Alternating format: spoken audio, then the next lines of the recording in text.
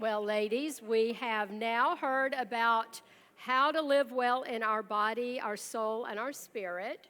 And Amber has talked to us about what to do when we're triggered in our relationships, and all of that stems from the soul portion of our being. And we have learned to put a cap on it, haven't we? Say it with me. We are to confess, abide and pray. Yes.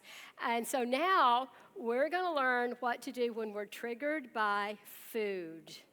Some of you have already met me in the hall and say, yeah, it's a trigger. It is a trigger. And there'll be no body shaming. There'll be nothing said to make anybody feel terrible and guilty. But I think we all have been triggered by food at some point in our lives. So, Amber, share with us now. Thank you, Cathy. You know, you guys are going to really wonder why on earth they invited me to speak when you hear how messed up I am. You already know I was an angry mom, and now you're going to hear about all my food issues. But it just shows you that God is so good and so gracious to help us with all of our issues, right? Amen. Okay, so I do want to share with you, I'm going to be vulnerable, and I'll tell you a little bit about, in that season when I was struggling in parenting, I wasn't just an angry, frustrated mom. I was frustrated with my spouse. There's a book about that over there. And we had our marriage issues and things like that. And I also really was troubled because I saw God transform me in so many ways in my parenting. But you know what? I wasn't perfect, and that's okay. I needed, though, to yield to the perfecting work of Christ in other areas of my life. And during that season, I started turning to food because of the stress. And after my first two boys were born, I really began to be triggered by food more and more. Now, when I was very young, my issues with food started. They began at a young age. I remember going into the kitchen while my mom was at the stove and couldn't see me, or maybe she was doing dishes. I would open the pantry door and I would sneak 3 Kudos bars. Do you remember Kudos bars? Anybody? I don't think they make them anymore. But my favorite were the peanut butter granola covered in chocolate. And I would take 3 at a time, and I would go to my room, and I would lock the door, and I would sit on my bed, and I would eat them in fairly quick succession. Now, at the time, I didn't fully understand what I was doing, but it was really a soothing mechanism for me. I was one of those awkward preteens. I had a bad perm, I had glasses, and I felt like I was not one of the kids at school that people wanted to be friends with. And I was pretty lonely. I had also been to several different schools over the course of a few different years. And so I started eating to comfort myself at a fairly young age. I'm not the only one, and there's no shame in this. I want to say this from the beginning, because sometimes when we talk about health and we talk about food, even just being here talking about it can be triggering, right? And this is a very gentle and compassionate conversation. I want you to know that from the start. But the statistics is part of what was my life. I was a statistic for a really long time. In 2022, 1 in 8 people in the world were living with obesity. Worldwide, adult obesity has more than doubled since 1990, and adolescent obesity has quadrupled. In 2022, 2.5 billion adults were overweight, and of these, 890 million were living with obesity. Unfortunately, 37 million children under the age of 5 are overweight. And in adolescents, there are over 390 million adolescents from 5 to 19 who were overweight in 2022. 160 million kids were dealing with obesity. So, being overweight is when we have excessive fat deposits, but obesity is this chronic, complex disease defined in an excessive way, and it really starts to impair your health. And that was me. So what happened was I struggled with my weight off and on all through college, and then I decided I was going to turn it around. And so I started going to the gym and eating very little. And that wasn't a good solution either. My body began to slim down, but my mind was still very much impaired and stuck in an unhealthy place. And so on the outside, I looked okay, but I was not on the inside.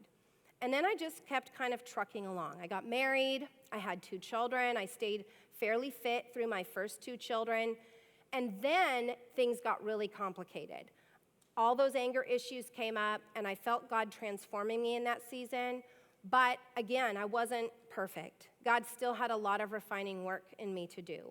My marriage went through some very extreme trials, and the Lord graciously brought us through that. But it was a stressor on me. It was a trigger. My husband moved us to the small town. That was a stressor and a trigger. And so I began to continue to mismanage my emotions. You know, Cathy shared about how God has given us our emotions as a gift.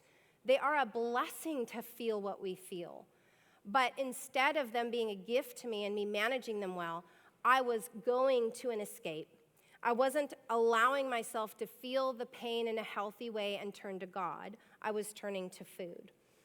And so this particular verse, 1 Corinthians 10:31, was really instrumental in my life at this time. It says, so whether you eat or drink or whatever you do, do it all to the glory of God. And that's what I wanted. I wanted my parenting to glorify God. I wanted my marriage to glorify God.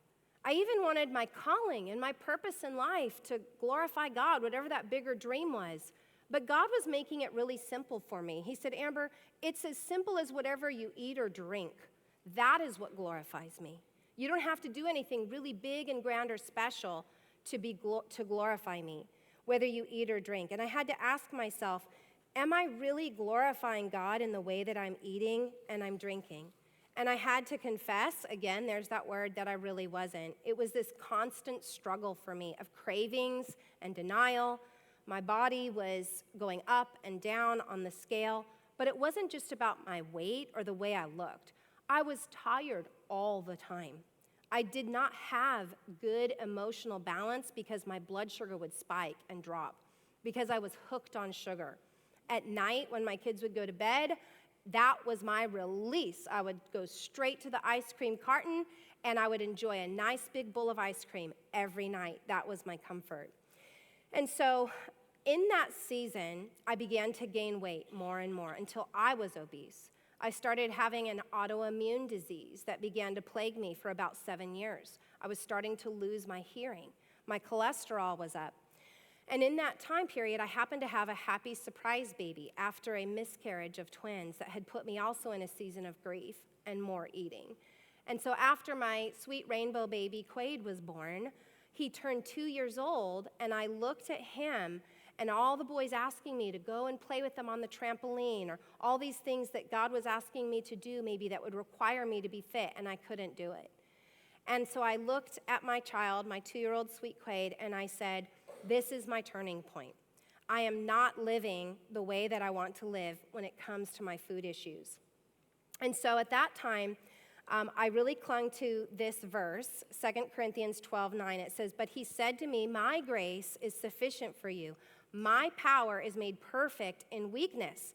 Therefore, I will boast all the more gladly about my weaknesses so that Christ's power may rest on me.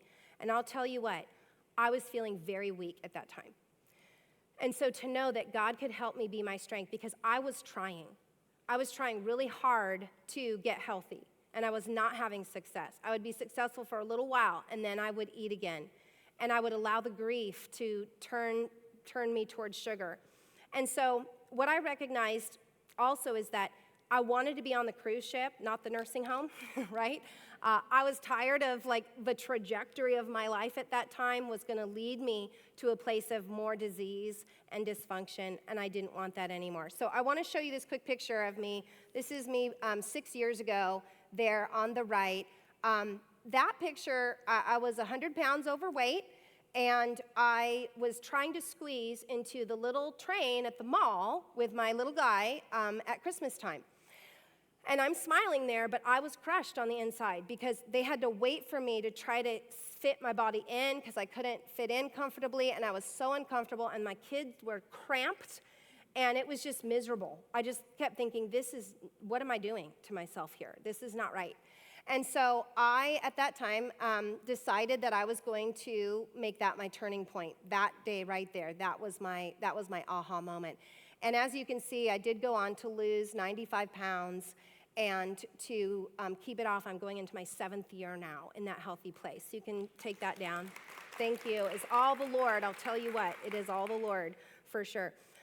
But here's the thing, that girl in the red shirt in the train did not feel God's condemnation. I really didn't.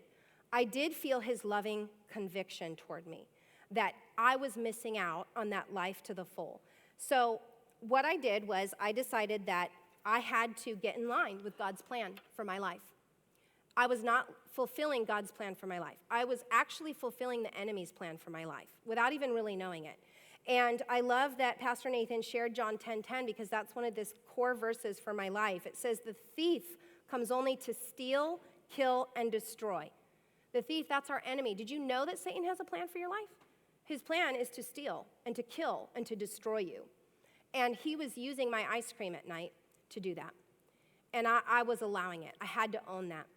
I would pray often. I would say, Lord, I don't want to keep eating ice cream all the time. And then I would go to the grocery store, and I would still put ice cream in my cart. That's kind of silly, isn't it? And so I had to learn different behaviors, which I'll talk about. But then Jesus has a plan for your life and for my life. The second part of that verse says, I have come that they may have life and have it to the full. And so for me, the turning point was, I'm not going to keep being in concert with my enemy to destroy my life anymore. And yes, I'm very weak, but either I believe what God says or I don't. I believe that he can be my strength and that he can help me, and that I do have a will, as Cathy shared, that I can make choices, but I'm going to have to put a plan in place. My kids will tell you, one of my mantras is, if you don't plan ahead, things don't go well. And that is what I had to start doing. I had to have a list for the grocery store, and if it wasn't on the list, it wasn't going in my cart. Or better yet, I had to order it online, so I didn't even see all the other tempting things, and have it delivered to me. But I had to make that decision to use my will in alignment with what I wanted, and that my emotions, my desire, my soul, and my spirit wanted to honor God with my body. I wanted to get healthy again. So thankfully, the Lord reminded me of his good plans for me, that he wanted me to live life to the full. And you know what? I have to tell you that feeling full physically due to my overeating, because I was emotional eating, was robbing me of that full life. I simply was no longer willing to sacrifice my life in that way. God has given us an instinctive desire to live life to the full. That's how he designed us. That's why he came, to give you life to the full. So that instinctive desire, it cannot lie dormant. It's there. So we'll always do something with it. We're going to find a manner in which for it to present itself. There's a deep longing within us for that fruitful, fulfilled life. So if we don't find it by turning to God, we will search for it elsewhere. And I searched for it by picking a poison instead of finding my purpose. And so I had to shift and say, I'm no longer going to go to this poison.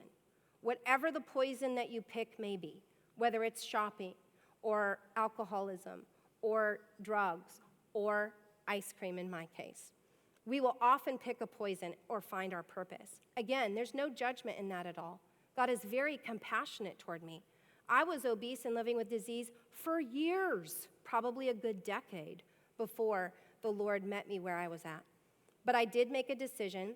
I did have to get practical. I found a friend who had been on her own health journey, and I really appreciated her. She was in a similar age and stage of life, and so I talked to her about what she was doing. And she told me about a plan that she had used that was medically designed, and so I decided I would try that.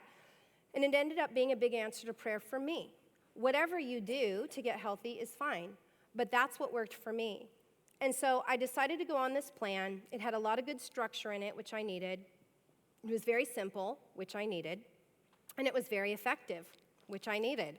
And so I went on my health journey, and I recognized that the best part of this health journey was that I wasn't going to do it just so I felt better physically.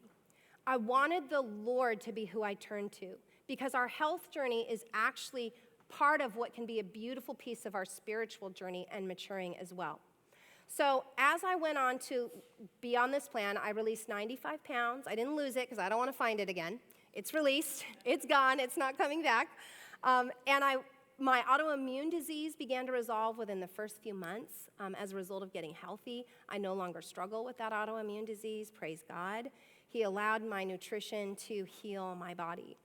I decided to help others in the same way and became a certified health coach myself, and God has just allowed that to be an incredible ministry for me, allowed me to write my Food Triggers book that really pinpoints the spiritual journey through that, and I'm so grateful for him.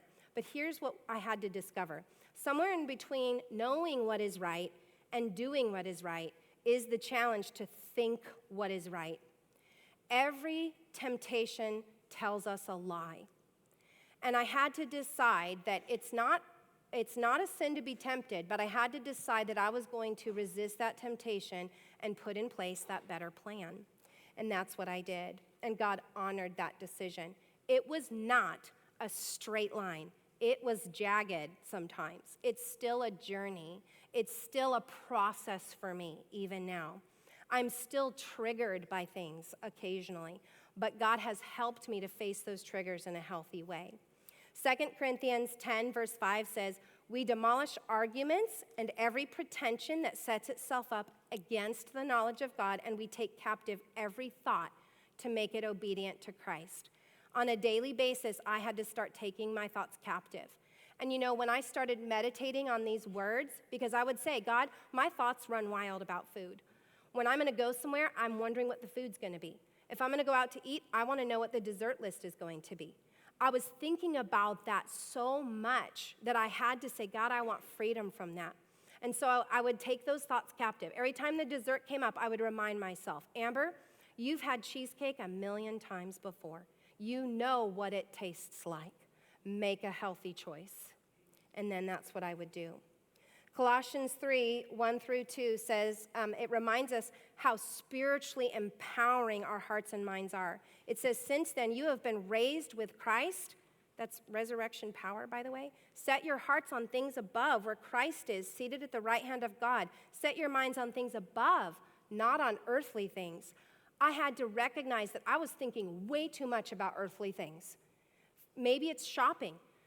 If we're obsessed with shopping or overspending, which was another issue I had at one point, then that was something that I had to, again, yield to the perfecting work of Christ in me. I had to take those thoughts captive and say, no, Amber, what about Jesus? Is he not enough for you in this moment? And I had to go to him and say to him, Lord, I'm thinking a lot about this, but I want that thought to be captive. I don't want to be thinking about dessert. It's temporary. It's an earthly thing. So, Lord, would you crucify that in me and fill me with what really satisfies, which is more of yourself in my life. He was faithful to do that for me, and he's faithful to do that for you. When I pray over every meal, can I honestly ask God to bless this to nourish my body, his temple? I had to do that. Okay, if I'm going to pray over this food, is it really going to nourish my body? If it's not, it's probably not going to really bless it in my system. I'm going to increase my cortisol and my dopamine, and then I'm going to decrease my leptin, which tells me I'm satisfied, and that's not a good thing. So I need to be mindful about what I'm eating. 1 Corinthians 3, 16 to 17 says, do you not know that you are God's temple and that God's Spirit dwells in you? For God's temple is holy, and you are that temple. And I had seen enough in my life of God's holiness and his love that he deserved a good, nourish-filled temple. I wanted him to reside in me in a way that I could be used for him. I wanted it to be beautiful in his eyes, not because of the mirror, but because he knew my heart was that I wanted to honor him in this way, so that whatever I did, whether I ate or drank, I was doing it as unto the Lord. Again, it was not about being perfect. The Lord is very compassionate, but I wanted to yield to Christ's perfecting work in my life, one meal at a time. Feel what you feel, but don't numb it with a meal. That became one of the things I had to remind myself. You know, our culture around us is not healthy. The world we live in today, when you go to the store, all of the options that are available to us right when we first walk in are usually the unhealthiest things. And so I needed to rely on God to help me be countercultural.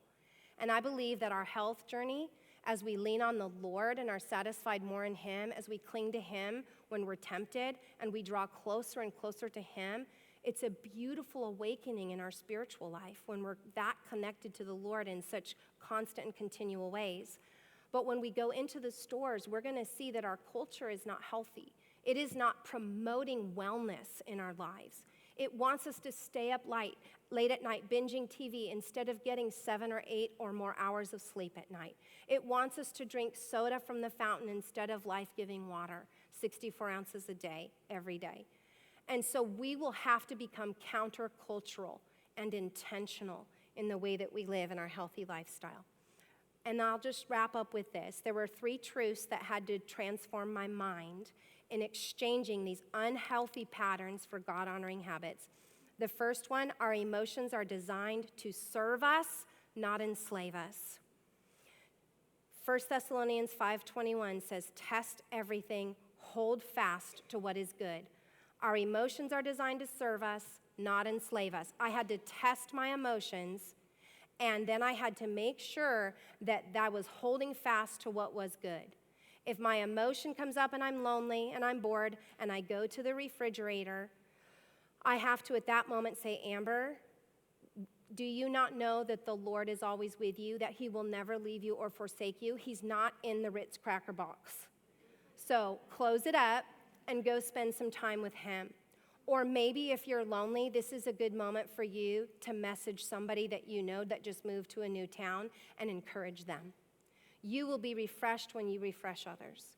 When you are constantly allowing the simple things of your health to then put you in that closeness with the Lord and to think of others, we can't help but mature and grow in that way. But I needed to use my emotions to serve myself and others instead of to enslave me. The other thing that I had to reflect on, and a truth that helped transform me, is that I had to step into my true identity in Christ as an overcomer. My identity was not the reflection in the mirror or how I even felt. My identity is in Christ alone. John 16:33 tells us that we will have trouble in this world, but Jesus encourages us to take heart because He has overcome the world. When there's trouble, Jesus says it's coming, but He says, take heart, have courage. I have overcome the world. Jesus is an overcomer. We are in His likeness, right? That triune God. We are in His likeness, in His image, and so we too are designed to be overcomers through Christ. I want to lovingly tell you that there is no temptation that you cannot overcome. The truth of God's word is firm, and He will help us in those moments so that He will provide a way of escape. We are designed to be overcomers through Christ who gives us strength. In fact, in 2 Chronicles 16:9, it says, God's eyes search the whole earth, looking for those whose hearts are fully committed to Him so that He can strengthen them. I wanted the Lord to look out over the earth and see me and say, there's my girl who's fully committed to me. She's not perfect, but she's committed to me, and I will strengthen her. And the Lord will do that for you too. The last thing that I learned that I had to embrace in my mind as a truth is I had to learn that I could run to God instead of food, and that I could put in place practical tools for long-term health and wellness. I did not have to use willpower to muscle through whatever my triggers were. When you woke up this morning, I bet you brushed your teeth. And you probably didn't wake up thinking, I cannot wait to brush my teeth today. This is wonderful. It makes me feel so happy. I'm emotionally ready to brush my teeth. You just did it because it was simple and it was a healthy habit. You just brushed your teeth. And so for me, I had to put in place, what are some very specific, practical things I can do that are easy, small habits that make a big difference, like that grocery list, right, when I go to the grocery store, like having a glass of water when I first wake up in the morning, like setting my phone to set an alarm to alert me when it's bedtime, to start turning off all the devices and turn on the candles and the beautiful Vivaldi classical music to set the tone for bedtime so that I can get a good night's rest. I had to look at what are these practical, little, easy, simple things I can do to promote health and wellness in my life without having to rely on my emotions. You can still do the right thing even when you don't feel like it. Did you know that? Could you imagine if we lived that way? If we just did what was right because it was right and good, and even when we didn't feel like it anymore? So, we don't have to use just willpower. We can connect these small habits, and we can also take these micro habits and connect them to a spiritual truth. When our bodies require 64 ounces of water for proper organ function, and I remind myself every time I take a glass, Jesus, you're my living water. It is you who satisfies. Thank you for cleansing me. That is how we grow closer and closer, relying on Christ alone. It's that micro habit connected to a spiritual truth. I learned portion control, the right amount of protein for my body. I connected that to Proverbs 25:16. If you have found honey, eat only enough for you, lest you have your fill of it and vomit it. Anybody ever felt that way? Thank you, Proverbs.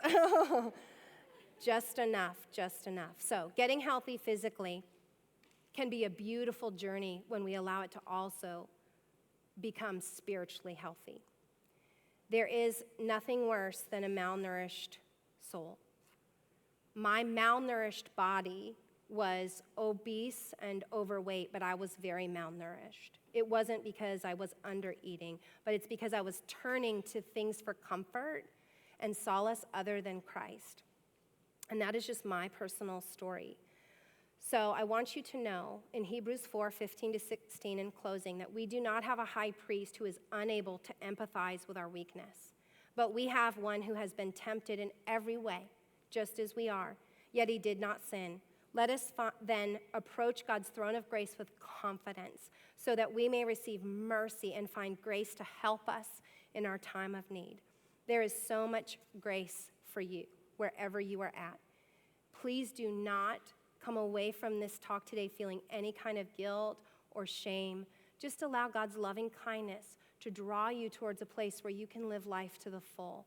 One healthy habit, one truth-filled reflection on Christ's goodness and strength in your life at a time. That's my prayer for you today. May your health journey be a reflection of God's abundant goodness, and may your own journey be the tool that he uses to demonstrate to you his overwhelming love and grace. Thank you.